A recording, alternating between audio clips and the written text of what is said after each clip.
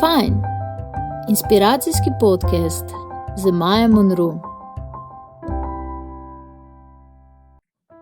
Lepo pozdravljeni, dragi poslušalci, gledalci in sledilci Fajn podcasta, kjer vas vsak teden znova in znova inspiriramo z zgodbami ljudi, ki delajo to, kar jih veseli.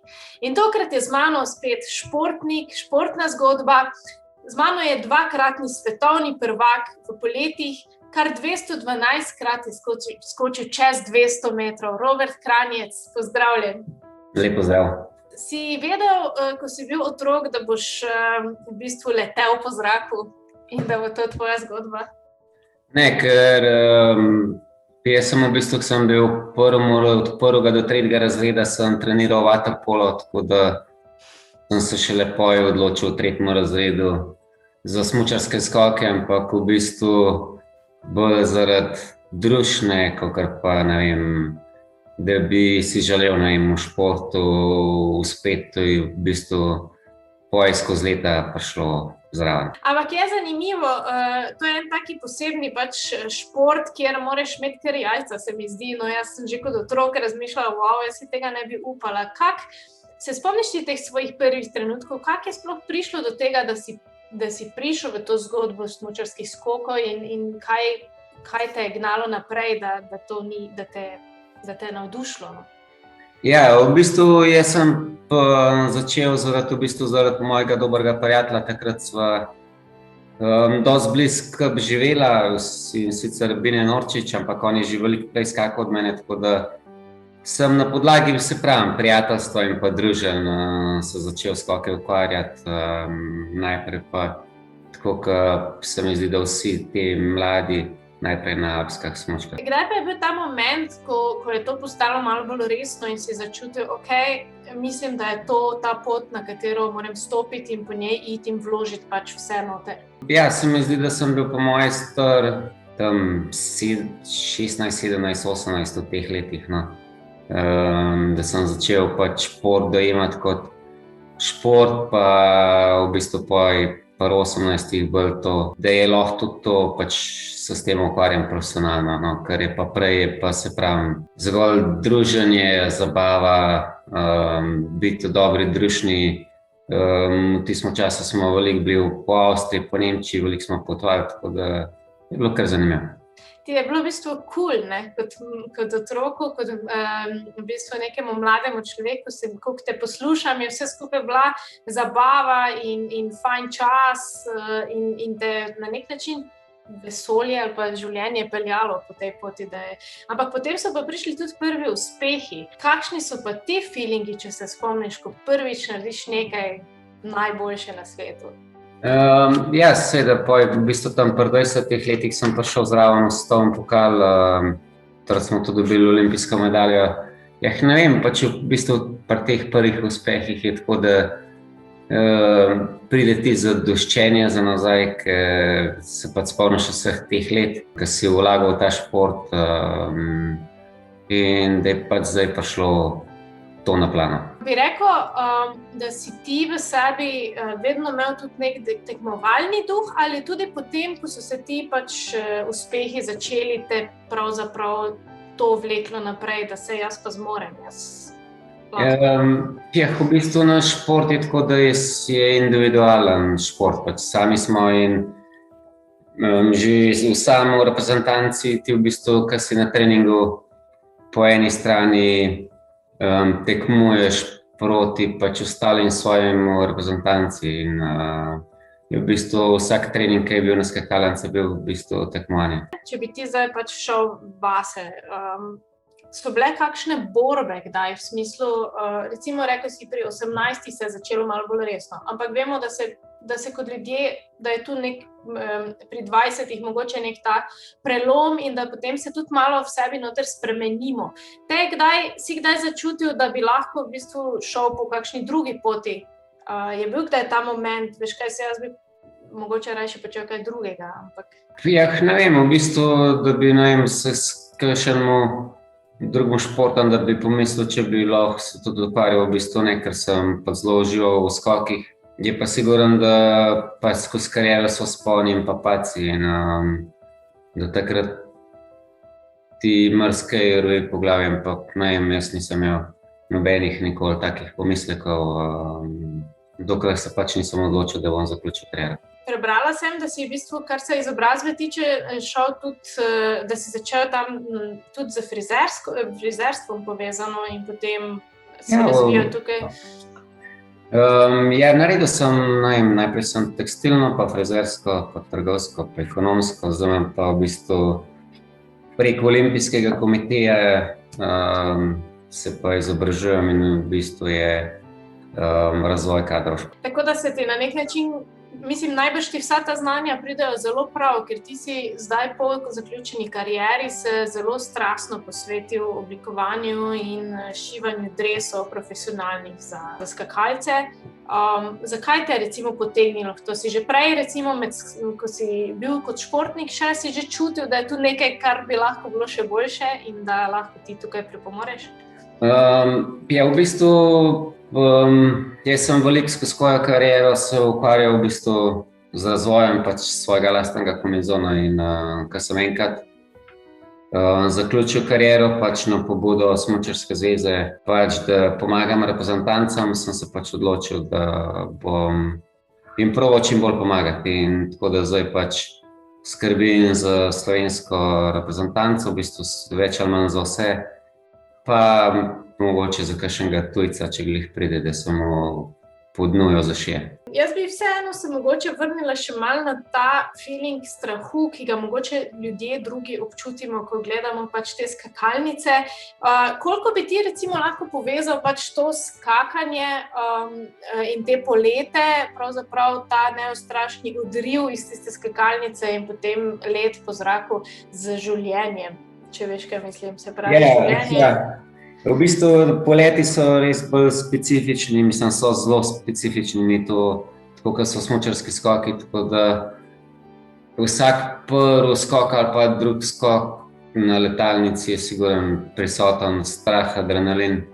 Pa je pa v bistvu prije že čas za kvalifikacije in pa tekma, tako da pač tako v tistem cajtu se moraš pa čim bolj izogniti temu in narediti popoln skok. Tako da v tistem trenutku na to pozabiš in gre za eno zaupanje. Je pa včasih, ko ni forma na visokem nivoju, pa to zelo težko. Vse je to, ker na nek način smo vseeno ljudje in skozi glavo nam gre marsikaj, sploh v zadnjem času, se mi zdi, zadnji ta način življenja, kamor smo prišli, je, da smo zapolnjeni v glavi z informacijami, z veliko balasta in si imel ti kakšno posebno tehniko ali pa še vedno imaš, zato da lahko izklopiš te stvari in da se res fokusiraš na... Ja, v bistvu mi že kot, mislim, vsaj v našem športu se zelo hitro začnemo ukvarjati. V bistvu spoznamo psihologe, skozi kariero sem jih imel sigurno 3-4 in v bistvu sama priprava na tekmo, vizualizacije, pa da izklapljaš recimo nepotrebne misli, ki ti prihajajo, tako da se v bistvu zelo fantje začnejo s tem zelo hitro ukvarjati. Se mi zdi, da že od 16 leta naprej, tako da potem izbereš, kaj ti paše. Zdaj, eni vem, da ne uporabljajo nič, eni se poslužujejo zelo veliko tega, pač je stvar čist posameznika. Ampak uporabljaš ti še naprej te metode, recimo za izklapljanje in fokusiranje, zdaj, ko recimo niso več na skaj? Zdaj ne rabim nič več. Edino, če moram doma kakšnega preslišati. Ja. No, gremo malo domov.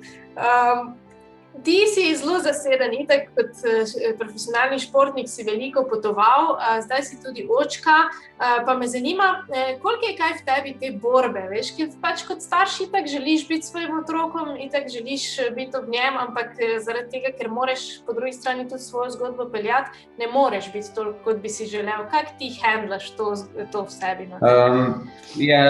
Jaz bom tako rekel, glede na to, da je Pika 8 let stara, moram reči, da je zelo samostojna, kar mi je zelo všeč, da v bistvu mi ni potrebe biti z njo po cele dneve ali pa ne vem, se z vsako stvarjo popoldne, ne vem, igrati ali pa karkoli. In je v bistvu zelo počne stvari sama, gre ven, pride zvečer domov, seveda pač gledaš, da je v okolici. Ampak ne vem, moram reči, da na ta način, ko ti otroka probaš vzgojiti, se konec koncev se razvije pa je sam. Moram reči, da taka, ker v tem trenutku mi je zelo všeč. To je zanimivo zdaj, kar si povedal, ker se mi zdi, da se v današnjem času več starši delimo na vsaj dve skupini, in sicer eni so ti, ki pač menijo, da moraš biti veliko več z otrokom skozi njim, da mu moraš stati ob strani, ne vem, pač se ukvarjati, torej ne ga sam prepustiti. In potem je druga skupina, recimo tako kot si ti ali pa tudi jaz, da je smiselno otroka tudi malo pustiti, da mu je dolg čas in da se v bistvu more znajti, ne? Se pravi, da tak razvije samostojnost. Ja, mislim, se to je v bistvu stvar je čisto pač tako, kot se pač starši sami odločijo. Kar se tiče, ne vem, šole, teh stvari sigurno Špelo zelo pomagala, ali pa pač, da so dosledna, da se za šolo vse poskrbi, kar se tiče atletike in pa drugih dejavnosti, je pač trenutno še svozen, ker še nima izpita, tako da ja, rad pa vidim, da je, ne vem, če pač nima teh obveznosti, če je lepo vreme, da gre s hiše ven, da naj se zabava z unimi svojimi vrstniki in da je svobodna, da mora biti otrok tudi malo samostojen, no. Se mi zdi, da včasih na trenutke zdaj starši zelo svoje otroke zavijajo v servete, pa za njih preveč skrbijo, no, da niso toliko samostojni, kakor smo mi bili. No. Tako ne soočajo se v bistvu s toliko izzivi, ne? Ker če mi vse nastavimo in vse zorganiziramo in vse še kaj oblečemo po možnosti oziroma damo na mizo, je zelo težko, da se v bistvu otrok sploh uči v življenju. Ne? Kaj se pa recimo tebi zdi kot očetu, kot torej nekomu, ki more predati neko modrost oziroma neko sporočilo naprej svojemu otroku, najbolj pomembno za recimo Piko, da ve, da nosi v sebi naprej za življenje? Ja, ne vem, v bistvu vse tako je, vsak let je pač z razvojem čisto drugačno. V tem momentu mi je, da ko pride iz šole, da je pač da naredi najprej za šolo, pa ostale stvari pridejo upoštevno in gre lahko pa zaradi mene za cel dan ven. Pa da, ne vem, rad bi, da pač v tem trenutku, da je poštena pa odkrita punca. Tako kot si prej rekel, vzponi in padci so v karieri, ki si jo ti šel skozi. Kaj so bile ali pa je bila največja lekcija zate v življenju? Ja, ne vem, težko izpostaviti, ker jih je bilo zelo veliko v moji športni karieri. Ja. Ne vem, jaz bom rekel, da sem se največ naučil od tega, takrat, ko sem bil v največji krizi, da sem se v bistvu vsakič pobral in bil še močnejši. No, z tega sem se jaz, moram reči, da največ učil. Ampak kaj bi pa rekel, da je bilo tisto, kar te je pobralo? Kaj je tisto, kar te je gnalo naprej, da nisi spustil stvari pa se umaknil? Ja, ne vem, po moje to sigurno je to, da pač sem imel skoke rad, ne vem, želja pa vztrajnost. Ki te je v bistvu drivala naprej. Ne? Tako je. Si pa v enem članku omenil tudi, da ne bi šel več skočiti, kar pomeni, da si pač v glavi zaključil to zgodbo. Kakšen je pa ta feeling te odločitve, se pravi, da zaključiš z eno zgodbo, ki je bila toliko močna v tvojem življenju? So fantje, ki so recimo toliko stari ali pa malo mlajši, ali pa sem jaz z njimi skakal, grejo še kar kdaj na skakalnico skočiti. Ne vem, jaz moram reči, da v svoji karieri sem mogoče bi se dal še kaj več potegniti, ampak sem zadovoljen in sem dosegel tisto, kar sem želel, da bi šel pa zdajle na skakalnico. Pa ne vidim nobenega smisla, v bistvu v skokih sem res užival takrat, ko sem dobro skakal, vse ostalo je bilo bolj kane trpljenje pa soočenje s temi občutki, tako da sem zdaj gor skakalnico dol spustil, da me je spet strah, kam bo smuča pa šla, pa če bom padel, pa mislim, da ni potrebe. No, vse to je pomembno in se mi zdi na nek način, kako bi rekla, da imaš tudi srečo, če zmoreš, veš, v sebi res narediti ta nek cut in reči, pač to je bilo to in si pomirjen s tem. Ne? Ja, tako je. Ker točno takrat si rekel, ne, lahko pač nekdo pa ne zaključi v glavi in ga še kar mika, ampak istočasno je pa ta strah, nisem dobro pripravljen in pol je v bistvu sam stres. Ne. Ja.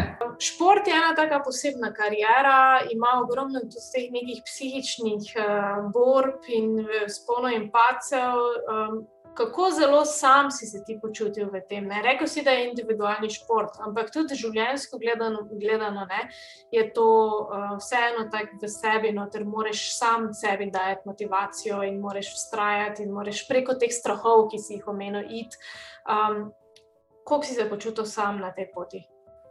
Pa moram reči, da niti ne, da se niti nisem počutil sam, ne glede na to, da je pač vsakemu profesionalnemu športu veliko odrekan, sploh to zdaj vidim, ker pa zdaj nisem več športnik, kaj si zdaj lahko dopustim, ne, in kaj si pa prej nisem mogel. Moram reči, da sem imel super ekipo zmeraj okoli sebe, tudi trenerje, ne vem, ostale strokovnjake, ki so bili, ne vem, družino, ki ti stojijo ob stran, tako da ne vem, da bi se sam počutil mogoče kdaj v res teh težkih trenutkih, ki si natekam, pa ki ti ne zlaufa, ampak tudi to je treba pregrizati. Kaj bi ti predal pač ljudem danes, ki nas poslušajo v tem inspirativnem podcastu? Vemo, da časi niso ravno najbolj fajn, so kar neki izzivi, s katerimi se soočamo. Kaj je pomembno za vse nas, da bomo preživeli? Ja, težko na to odgovoril. Filozofsko vprašanje za konec. Če pač dajmo se radi, ostanimo zdravi.